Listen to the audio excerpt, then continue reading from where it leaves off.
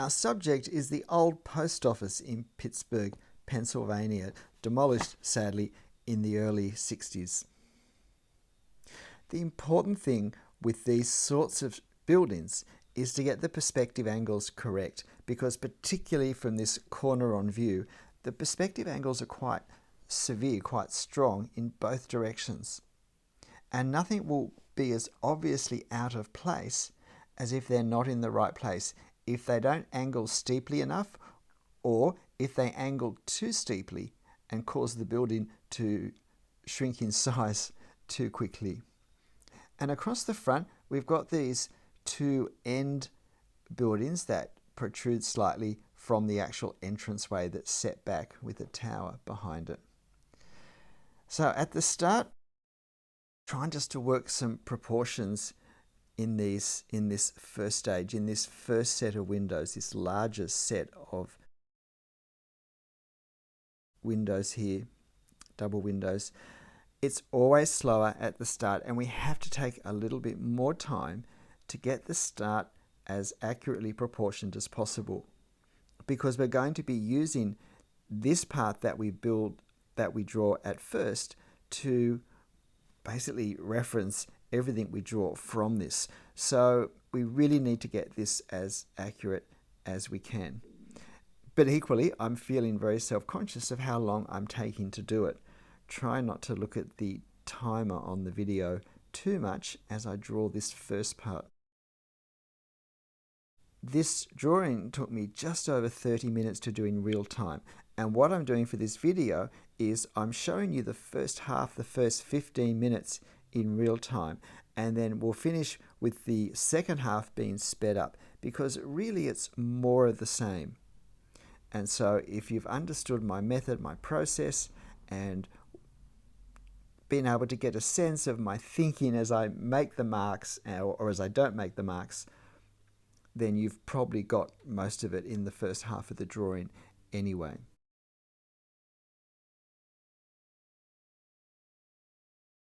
So I'm really trying to just sort out where these windows divide.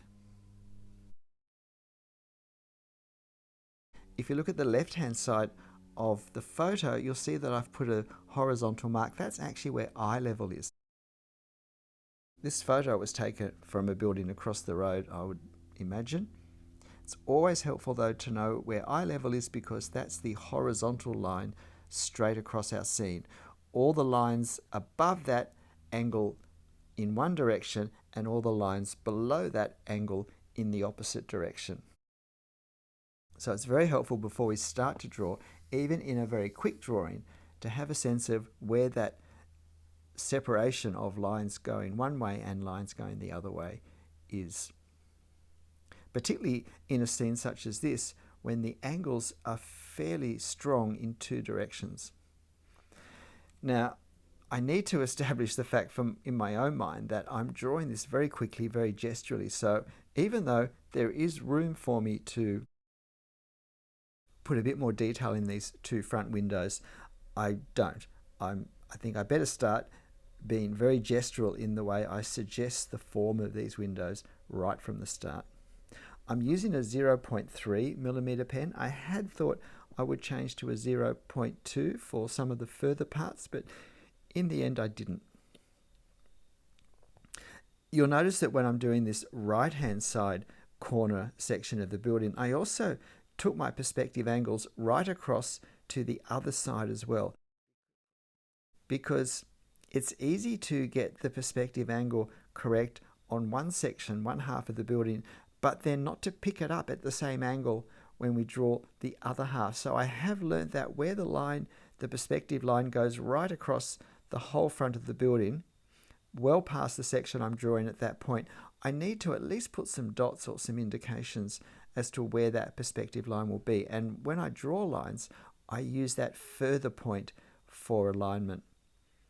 I decide that I'm going to go right down to the bottom of this building so that I can get the bottom perspective angles put in place as well.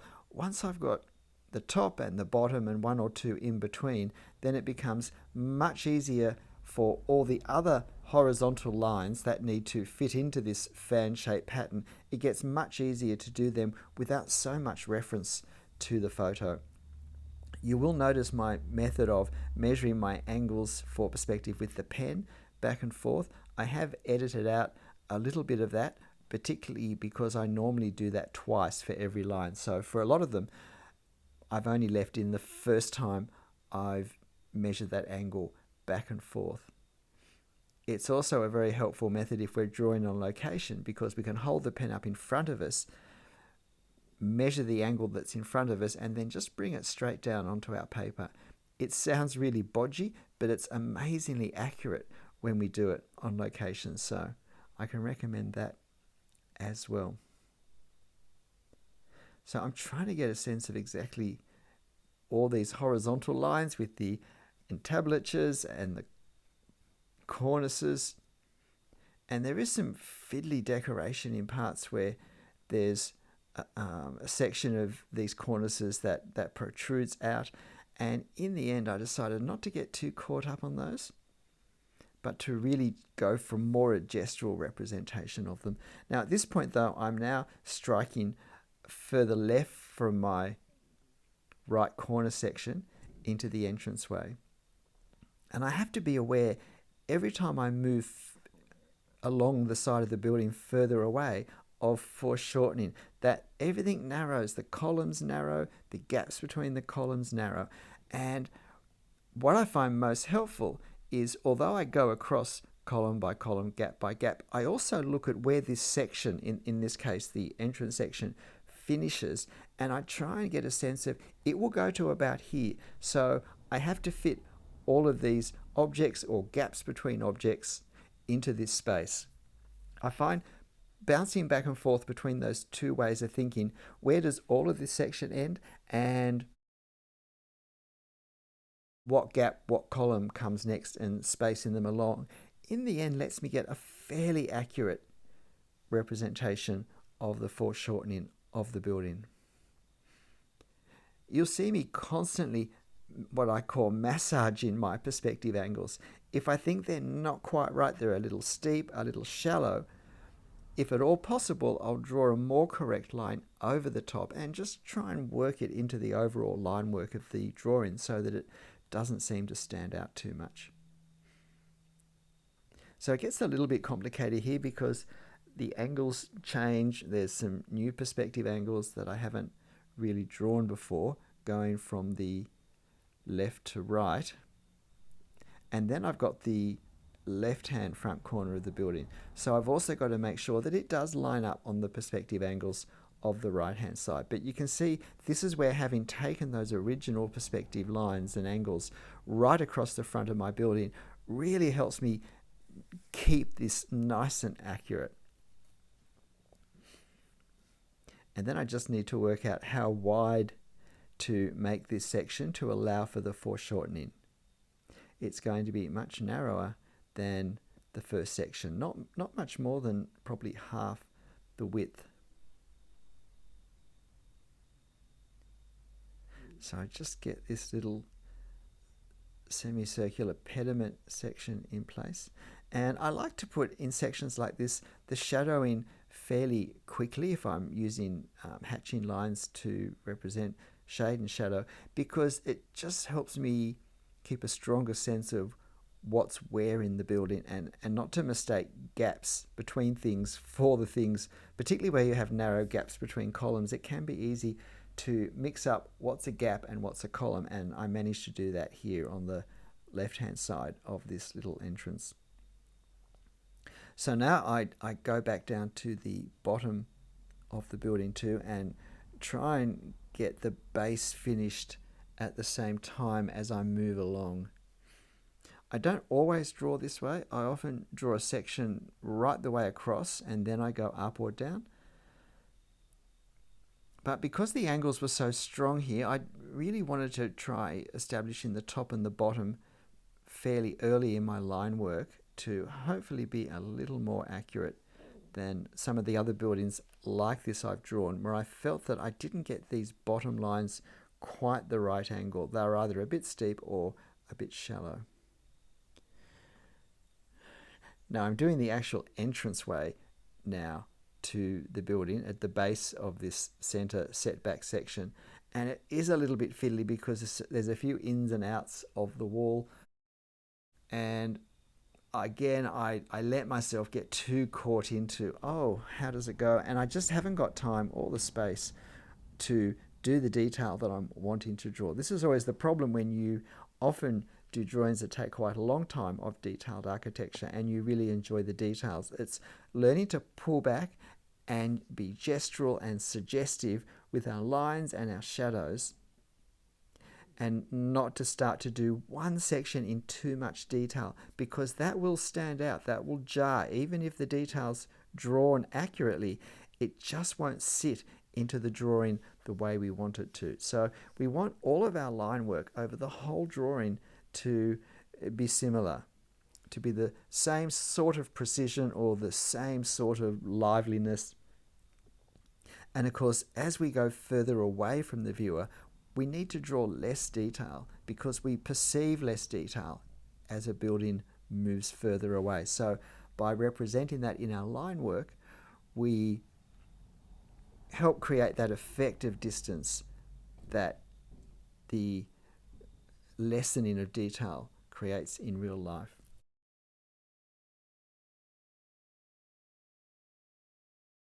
So trying to sort out now these lower semicircular windows. They're not the high point of the drawing with their big awnings that come out. I was very unhappy with the two on the right hand corner, how they're just so unequal in size.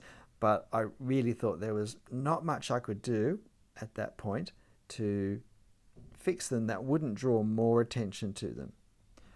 So I just left them, and I think that was the right decision. So now I've got to put these lines in, and we need to always make sure that where there are strong bands or divisions or strips separating panes of glass in windows across the front of a window, that horizontal band follows the perspective line. It often seems to be a point which gets left out or not drawn as precisely from lots of drawings I see. So I've got a whole lot more of this front section drawn now, and I want to push up and do some more work with the roof line. I want to get the two roof sections drawn onto this building, and it's important in a building such as this, where there is quite a decorative roof, where there's a lot of objects going up, that we make sure that all horizontal alignments, if we're looking straight at the building in the roof line and the roof decorations, actually follow the same perspective angles that we've established with the lower down parts of the building. And so that's an important point to realize. So the line along the top of these two pyramid roof sections needs to follow the same pattern of angle that the horizontal lines below follow, as do the two hexagonal towers that sit just behind those pyramid shapes. So I'm just finishing off a bit of the window work. I'm being very gestural now. I have no real trouble being very quick and gestural with the windows in this far corner, because so far away that it's just not possible to draw more detail. So you see now I'm using my pen to get the angle of the roof line. So it's not just handy, this technique, for perspective angles, but it's also handy for any non-vertical or horizontal line for any reason. And when we put roofs on buildings such as this is where we start to work out and to see how accurate our proportions have been, because it's difficult, increasingly difficult, to line things up correctly with our reference on our drawing if we haven't established a fairly accurate foundation. So here you see now I'm getting the perspective angle of the tops of these and hoping they work out. And it was fairly accurate. I was pretty happy with this. And if it doesn't work out precisely, then what I often try and do is split the difference so that it's approximately correct without being too jarring, but that I don't distort the shapes or the sizes of them too much in order to be very strict with the perspective. And so now we're in the second half of the drawing time. As you can see, I actually haven't drawn half the drawing yet. So it does reflect what I said earlier, that it takes us longer to start our drawings than it does to finish them. When I go down this side, the important thing is to keep the foreshortening tight. More common than not is that we stretch the building out too far. So as well as plotting this by the actual amount of detail that I need to represent, how many columns of windows, I also get a sense of what's the horizontal distance across from the corner of the building to whatever distinctive architecture there is along that side. It's always important to look at the horizontal distance, not to try and look at the diagonal line that follows perspective, because it's harder to accurately measure a diagonal line than it is just to plot a distance straight across from one significant architectural detail, such as the corner of the building, to another. I can go really quickly here because I am really only suggesting what's happening. I'm only suggesting windows or archways. For the larger archway for the entrance on this side of the building, it's important to get that and to get it fairly accurately represented and in the right spot, because that has significant and quite characteristic shading. So we do want that to look as if it's a large arch, because it's about the only really detailed thing we're going to draw there. So now I've got this tower. Oh look, I really ummed and ahed about how wide to make the tower. I didn't want to make it too wide, and then I thought I made it too wide, and then I tried to narrow it, and then I thought, well, maybe it was a better width before. But I think in the end, I've got this at a fairly reasonable width. Again, we need to make sure these camera angles are correct, so we draw those in place for this cornice that extends out. The other important thing is to make sure that with the alignments of the different parts of this tower with the roof line that we've already drawn. So I'm measuring, say, from this cornice across to the pyramid roof on the front right corner to see how does it line up, and I do my best to align that in approximately the same place. Now again, I need to make sure that the overall look is okay, and if it doesn't quite align, then I might need to split the difference a little bit. But I do try and keep these proportions overall correct. And I do the same thing when I do this tower that sits on the right hand side of the building. And I'm also noting that the top of this little hexagonal tower lines up with the one that's on the left hand side of our square tower in the center. So I'm trying to also allow for that with some accuracy. Unfortunately, these perspective angles do line up reasonably accurately. So again, makes me very pleased with the proportions that I've established. Because we're looking sort of straight at the building from midway up, it's important to realize that that bottom half of the building actually has foreshortening affecting it as well. So it can look a little bit shorter than perhaps we would expect it to, but that's because it foreshortens as it moves downward below our eye level to the pavement. And now I'm really just working out what little details I'm going to add to finish it. G'day, I'm Stephen Travers. I hope you found this interesting, helpful, and if you want to have a go drawing it, then I'll put this photo onto my community page and you can give it a go. But whatever you draw and however you end up drawing it, make sure you have fun. I'll see you next time. Bye.